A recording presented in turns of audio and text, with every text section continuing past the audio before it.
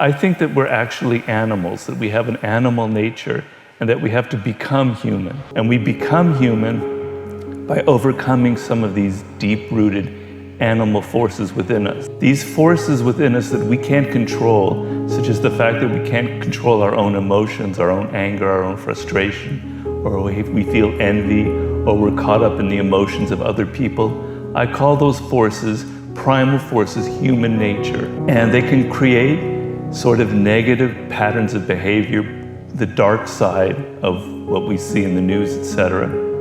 And we all have them ingrained in us because with the way we evolved millions of years ago served a very definite purpose for our survival as a species.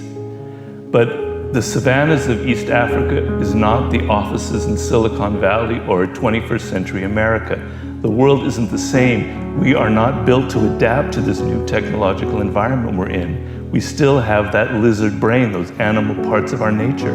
So for instance, law number 1 is about how we're basically irrational creatures. We think that we're rational, but really our emotions govern us. We feel something before we ever have an idea or think it. We have to become rational through this process that I lay out in my book. So I don't mean to say that we're negative, because humans are obviously incredible. Look at what we've created. It's outrageous if you think about who we were millions of years ago and where we are now. We're obviously capable of incredible achievements. We're also the most brilliant social animal on the planet. We're capable of cooperating and working on teams to a level that no other animal has ever reached.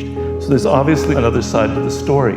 But to become greater, to become truly human, we have to overcome these forces that I lay out. So for instance, we are built to constantly compare ourselves to other people. We're always thinking of what the other person has and how we are in relation to them. Are we getting as much attention as that other person? It started off when we were children. Are we getting more attention than our siblings from our parents? So we're continually comparing ourselves in rank, in power, in status to the people around us. And this is deep force within us, and it's constant every day, every moment. You don't realize it, but you're going through that. And social media, it completely exacerbates this tendency in human nature. Another is the contagiousness of emotions, which is extremely powerful. We tend to think of ourselves as autonomous human beings, that we're independent, that I feel affection or anger or frustration on my own. We don't realize how deeply we are affected by the emotions of the people in a group. This is the viral effects. Emotions are extremely contagious.